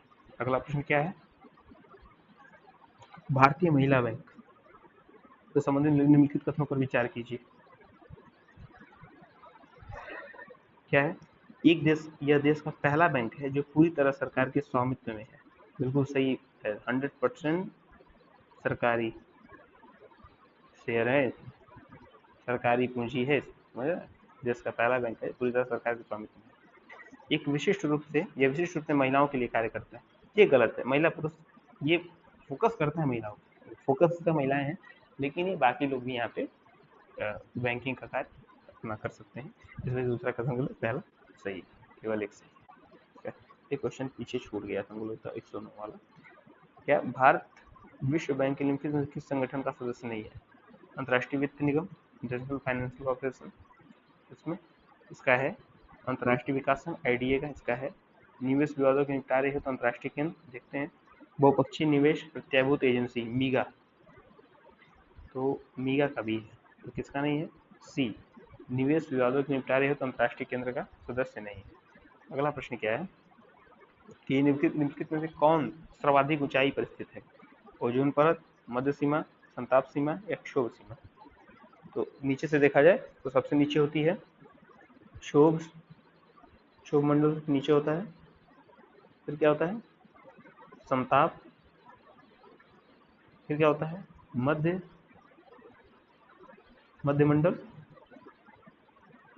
फिर ताप मंडल, इसको पता है बाय। तो ओजोन परत संताप मंडल में होती है। क्षोभ सीमा संताप और क्षोभ के बीच में है। संताप सीमा संताप और मध्य के बीच में है। और ओजोन परत संताप में है ही, और संताप मध्य सीमा कहाँ है? मध्य और ताप के बीच में। तो सबसे ऊंचाई पर स्थित है मध्य सीमा। ठीक है, अगला प्रश्न क्या कहता है कि वृहत ज्वार की स्थिति कब बनती है?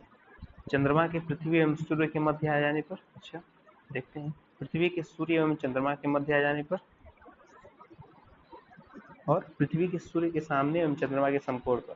देखिए, समकोण पे होता है तो जो ग्रेविटेशनल फोर्स होता है चंद्रमा सूर्य का, रिजल्टेंट ग्रेविटेशनल फोर्स वो पृथ्वी पे सबसे ज्यादा नहीं लगता है, समकोण पे। जबकि जब भी ये पैरेलल होते हैं एक दूसरे के, या एक दूसरे के आमने सामने होते हैं, चाहे बीच में हो पृथ्वी या चंद्रमा बीच में, इससे फर्क नहीं पड़ता है। लेकिन उस समय पे बृहद ज्वार की स्थिति बनती है कब? चंद्रमा पृथ्वी एवं सूर्य के मध्य बीच आ जाता है, या पृथ्वी सूर्य एवं चंद्रमा के मध्य आ जाती है, इन दोनों स्थितियों में। तो ए और बी दोनों सही है। ठीक है, अगला प्रश्न क्या है? कर्क रेखा निम्नलिखित में से किन राज्यों से गुजरती है? त्रिपुरा से गुजरती है, मिजोरम से गुजरती है, मणिपुर से नहीं गुजरती है, राजस्थान से गुजरती है। कुल 8 राज्यों से गुजरती है। गुजरात, राजस्थान, मध्य प्रदेश, छत्तीसगढ़, झारखंड, पश्चिम बंगाल, 6 हो गए, और पूर्वोत्तर में त्रिपुरा और मिजोरम। तो 1, 2 और 4 सी सही है। अगला प्रश्न क्या है, मृग मरीचिका का कारण क्या है? मृग मरीचिका का कारण है टोटल इंटरनल रिफ्लेक्शन, प्रकाश का पूर्ण आंतरिक TIR, पूर्ण आंतरिक परावर्तन, टोटल इंटरनल रिफ्लेक्शन TIR। अगला प्रश्न क्या है, पर्यावरण प्रभाव आकलन या EIA, इन्वायरमेंट इम्पैक्ट असेसमेंट के उपरांत परियोजना के अनुमोदन का अंतिम निर्णय कौन करता है? अंतिम निर्णय कौन करता है? तो क्या केंद्रीय, ये MOFCC केंद्रीय पर्यावरण वन एवं जलवायु परिवर्तन मंत्री करता है, विशेषज्ञ मूल्यांकन समिति या एक्सपर्ट अप्रेजल कमेटी करती है, या उस क्षेत्र का DM करता है, या उस राज्य का मुख्य सचिव जहां परियोजना प्रस्तावित है? तो ध्यान रखिए, एक्सपर्ट अप्रेजल कमेटी या विशेषज्ञ मूल्यांकन समिति की सलाह पे केंद्रीय पर्यावरण वन एवं जलवायु परिवर्तन मंत्री अंतिम निर्णय करता है। तो ये दोनों कंफ्यूजिंग है, तो अंतिम निर्णय मंत्री ही करेगा। अगला प्रश्न क्या है, निम्नलिखित में कौन सुमेलित नहीं है? आला बुंदेलखंड है, ये सुमेलित है। बिरहा पूर्वांचल है, सुमेलित है। कजरी अवध है, सुमेलित है। चैती ब्रज की, ठीक है, चैती ब्रज की, सुमेलित नहीं है। सी सही उत्तर है। भारतीय संविधान के किस अनुच्छेद में विभिन्न राज्यों के संबंधित विशिष्ट प्रावधानों का उल्लेख है? अनुच्छेद 371 में। अगला प्रश्न, जब ग्रीनविच पर रविवार की शाम 6 बजे हो तो 105 डिग्री पूर्व में स्थित स्थान पर दिन और समय क्या होगा? तो इसमें कुछ नहीं है, एक देशांतर के बीच में 1 डिग्री के बीच में अंतर होता है 4 मिनट का, तो 105 डिग्री के बीच के अंतर होगा 420 मिनट का, या 7 घंटे, 7 घंटे का। तो 6 बजे से 7 घंटे जोड़ लीजिए, तो सोमवार सुबह 1 AM। अगला प्रश्न क्या कह रहा है, सूर्य का प्रभामंडल या कोरोना संदर्भित करता है सूर्य पर विद्यमान चमकीले धब्बों को, अच्छा, वायुमंडल पर विद्यमान चमकीली वलय जैसी स्थिति को, सूर्य के वायुमंडल के बाह्यतम भाग को, या ग्रहण के दौरान निर्मित हीरक वलय को? सूर्य के वायुमंडल के बाह्यतम भाग को कोरोना कहते हैं। सी सही है। अगला प्रश्न, कौन सा क्षेत्र बिग गेम कंट्री के रूप में जाना जाता है? अफ्रीकी सवाना क्षेत्र बिग गेम कंट्री के रूप में जाना जाता है। इसमें हजारों जीवों को पकड़ा जाता है, मारा जाता है, उनके खाल, सींग, दांत, हड्डियां इत्यादि, बाल इत्यादि के लिए, इस वजह से इसको बिग गेम कंट्री कहते हैं। भारत में राजनीतिक दल गठन करने का अधिकार क्या है? मूल अधिकार है, विधिक अधिकार है, नैसर्गिक अधिकार है, या संवैधानिक अधिकार है? तो भारत में राजनीतिक दल गठित करने का अधिकार है, मूल अधिकार। किस अनुच्छेद से संबंधित है? ये है 19C से संबंधित, ठीक है, राजनीतिक दल या दल गठित करने का अधिकार। फिर आता है अगला प्रश्न, विश्व निम्नलिखित में से किन अधिकारों को डॉक्टर BR अम्बेडकर ने संविधान के हृदय और आत्मा के रूप में वर्णित किया है? क्या धर्म की स्वतंत्रता का अधिकार, संपत्ति का अधिकार, समानता का अधिकार, संवैधानिक उपचारों का अधिकार?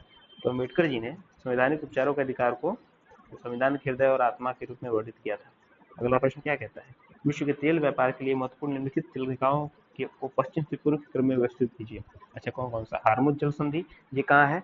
यह तो पर्सियन गल्फ, ये है पर्सिया की खाड़ी और ओमान की खाड़ी।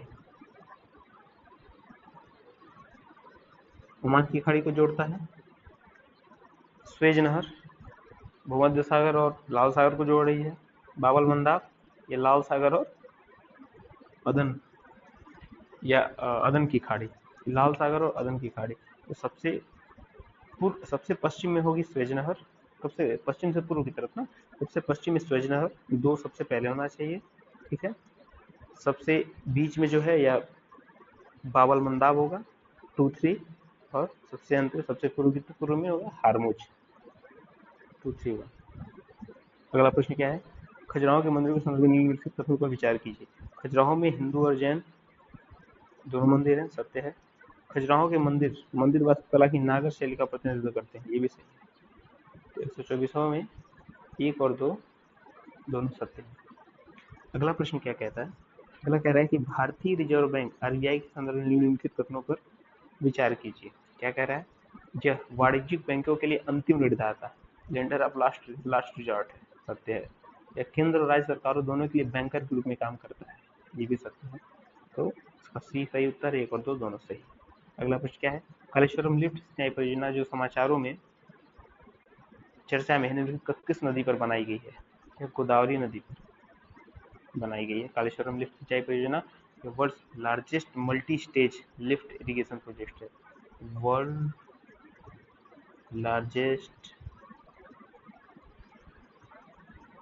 Multi stage lift irrigation LIP lift irrigation project है। World largest multi stage lift irrigation project है, ध्यान रखिएगा, महत्वपूर्ण। भारतीय न्यायपालिका संदर्भ न्यायिक समीक्षा की शक्ति किसमें निहित है? सर्वोच्च न्यायालय, उच्च न्यायालय, जिला न्यायालय? सर्वोच्च न्यायालय में है, उच्च न्यायालय में है, जिला न्यायालय नहीं है। 1 और 2 सही उत्तर होंगे। उत्तर है ऑप्शन बी। अगला प्रश्न क्या है, द माइग्रेशन रिपोर्ट निम्नलिखित में से कौन जारी करता है? विश्व आर्थिक मंच, WEF, विश्व बैंक, संयुक्त राष्ट्र संघ, यूरोपीय संघ? इसे जारी करता है संयुक्त राष्ट्र संघ। UN का IOM international organization for migration है, वह इसे जारी करता है। ठीक है। अगला क्या है, गोगाबिल सामुदायिक रिजर्व कहाँ स्थित है? स्थित है बिहार में, बिहार के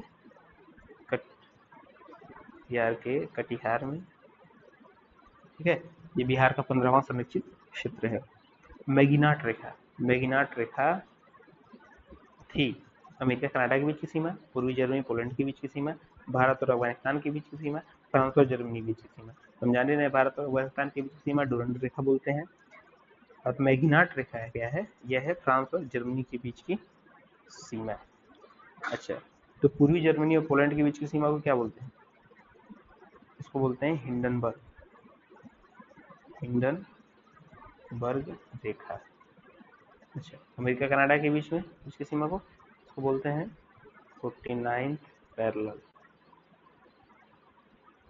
ठीक है, 49वीं समानांतर। अगला प्रश्न कौन सा है? अगला प्रश्न है, पक्षावस्तरीय मेघों के संबंध में पक्षावस्तरीय मेघ संबंध में निम्नलिखित कथनों पर विचार किया जाए। आभामंडल का निर्माण करते हैं, बिल्कुल सत्य है। यह बादल वर्ग के छोटे कणों से बने होते हैं जो कि सूर्य एवं चंद्रमा प्रकाश किरणों को अपवर्तित करते हैं। यह गलत है, क्योंकि यह पक्षाव या सीरस क्लाउड्स के लिए सत्य है। यह पक्षावस्तरीय मेघ की बात कर रहा है, सिर्फ पक्षा मेघ की बात नहीं कर रहा है। अतः केवल ये या केवल एक या ये ऑप्शन सही है। अगला प्रश्न क्या कह रहा है, लक्षद्वीप के सबसे उत्तरी द्वीप समूह को मिनिकॉय कहते हैं, पहला। और दूसरा, लक्षद्वीप के सबसे दक्षिणी समूह को अमीनी द्वीप कहते हैं। ये उल्टा लिखा गया है। उत्तरी द्वीप समूह को क्या कहते हैं? सबसे उत्तरी द्वीप समूह अमीनी द्वीप है। उत्तरी अमीनी द्वीप, हल्का सा अंदाजा लगा सकते हैं। और सबसे दक्षिणी क्या है? मिनिकॉय। सबसे दक्षिणी है मिनिकॉय, उल्टा लिखा हुआ है, तो दोनों कथन अपने आप में गलत हो गए। डी सही उत्तर हो गया। अगला प्रश्न कौन सा है, दुग्धधारा कपिलधारा जलप्रपात धुआंधार जलप्रपात किस नदी पर है? तो यह है नर्मदा नदी पर। कपिलधारा, दुग्धधारा, धुआंधार जलप्रपात नर्मदा नदी पर है। अगला प्रश्न क्या कहता है, अगला प्रश्न पूछ रहा है कि दल बदल विरोधी कानून का संबंध किस अनुसूची से है? किस अनुसूची से दल बदल विरोधी कानून का संबंध है? यह है 10वीं अनुसूची से। 10वीं अनुसूची से। अगला प्रश्न है, हाइब्रिड वार्षिकी मॉडल या हाइब्रिड एन्युटी मॉडल निम्नलिखित में से किससे संबंधित है? अवसंरचना विकास से, फसल बीमा से, जलवायु परिवर्तन संबंधित वित्त पोषण से और म्यूचुअल फंड से। यह है अवसंरचना विकास से संबंधित। अगला प्रश्न क्या कह रहा है, एडीबी एशियाई विकास बैंक के संदर्भ में निम्नलिखित कथनों पर विचार कीजिए। यह क्षेत्रीय विकास बैंक है, सत्य है। इसका मुख्यालय मनीला फिलीपींस में है, ये भी सही है। एडीबी में शेयरों का सबसे बड़ा अनुपात चीन के पास है, ये गलत है। सबसे ज्यादा शेयर है तो जापान, यूएसए दोनों के पास है 15.6 और 15.6%। चाइना के पास कितने हैं? चाइना थर्ड है 6.4, इंडिया 6.3। तो सबसे ज्यादा शेयर इसके पास नहीं है। तीसरा गलत है, पहला दूसरा सही है, इस वजह से ऑप्शन सी करेक्ट है। अगला प्रश्न, भारतीय संविधान के भाग 4 में पर्यावरण संरक्षण के बारे में उल्लेख है, सत्य है। मौलिक कर्तव्यों में पर्यावरण संरक्षण का उल्लेख है, ये भी सत्य है।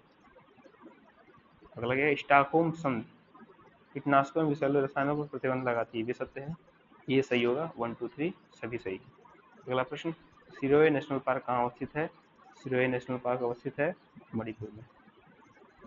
अगला प्रश्न क्या कहता है, धारणी कृषि सस्टेनेबल एग्रीकल्चर का अर्थ है आत्मनिर्भरता।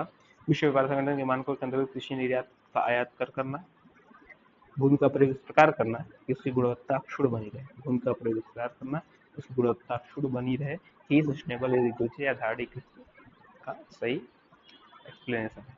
अगला प्रश्न क्या कहता है, अगला प्रश्न कहता है निम्नलिखित में कौन सही सुमेलित नहीं है? तो इसको देखते हैं कौन सही सुमेलित नहीं है।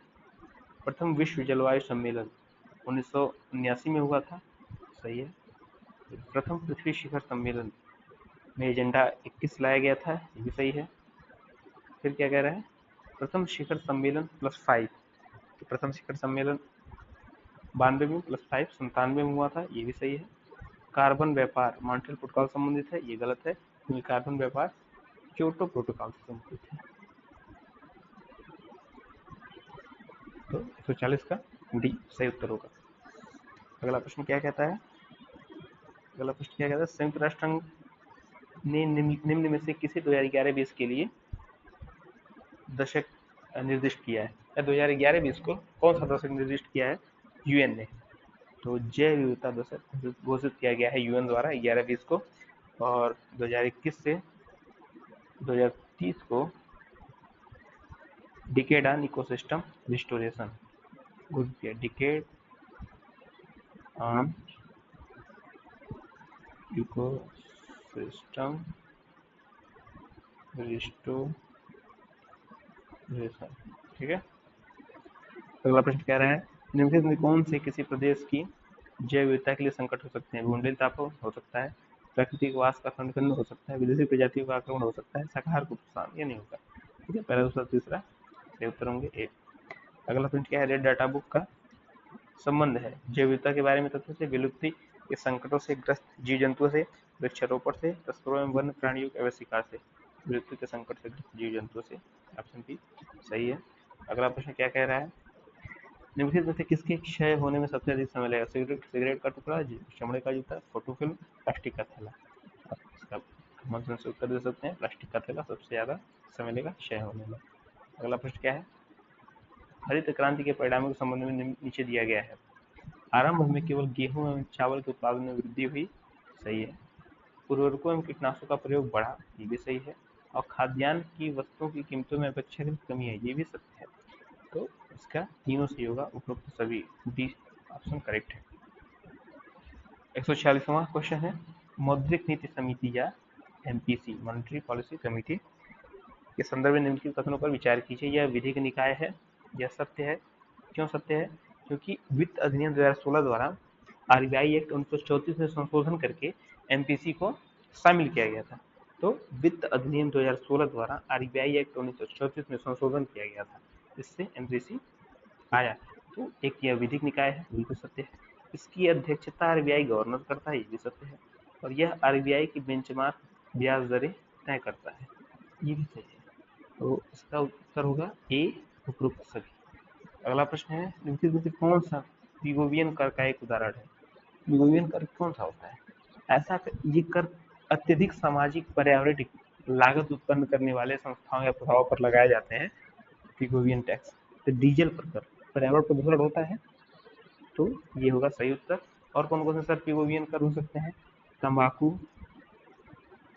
पे जो कर लगता है, शराब पे जो कर लगता है, इस पे ये पिगोवियन टैक्स बोलते हैं। जैसे जिनका सामाजिक और पर्यावरणीय प्रभाव अधिक अधिक लागत अधिक होती है, दुष्प्रभाव अधिक होता है, उस पर जो टैक्स लगाता है पिगोवियन कर बोलते हैं। अगला प्रश्न क्या है, 148वां, कभी कभी सुर्खियों में रहने वाली राष्ट्रीय परीक्षण एजेंसी नेशनल टेस्टिंग एजेंसी इसमें से किससे संबंधित है? खाद्य और सुरक्षा मानक, औषधि मानक, उच्च शिक्षा संस्थाओं में प्रवेश परीक्षा, मानकों का निर्माण। यस, सी सही उत्तर है। उच्च शिक्षा संस्थान में प्रवेश परीक्षा। अगला प्रश्न कौन सा है? निम्नलिखित में से कौन सा बैंकिंग संस्थान ग्रामीण आबादी को प्रत्यक्ष ऋण प्रदान करता है? अच्छा, प्रत्यक्ष ऋण प्रदान कौन? वाणिज्यिक बैंक प्रदान करते हैं, क्षेत्रीय ग्रामीण बैंक प्रदान करते हैं, भूमि विकास बैंक प्रदान करते हैं, नाबार्ड। नाबार्ड डायरेक्टली नहीं प्रदान करता है। नाबार्ड जो है ये प्रत्यक्ष ऋण प्रदान करने की बजाय मुख्य रूप से ग्रामीण एवं कृषि विकास के क्षेत्रों में आरआरबी जो रीजनल रूरल बैंक्स है, सहकारी समितियों, राज्य सरकार इत्यादि को ऋण प्रदान करता है। यह डायरेक्ट जो प्रत्यक्ष ऋण प्रदान करने वालों को ऋण प्रदान करता है नाबार्ड। इस वजह से डायरेक्ट ऋण प्रदान नहीं करता है। इस वजह से इसका सही उत्तर होगा 1, 2, 3, ऑप्शन बी करेक्ट होगा। अगला प्रश्न है डी के करवे समिति। डी के करवे समिति डी के करवे समिति का संबंध है लघु उद्योगी विकास से, सार्वजनिक उपभोक्ता विकास से, बैंकिंग क्षेत्र के निजीकरण से या भुगतान संतुलन से। तो डी के करवे समिति जो कि 1955 में गठित की गई थी, इसका संबंध है लघु उद्योगों के विकास से। इस प्रकार से टेस्ट नंबर 7 का डिस्कशन कंप्लीट किया। आप लोग उम्मीद है आप लोग अच्छा लगा हो। नमस्कार।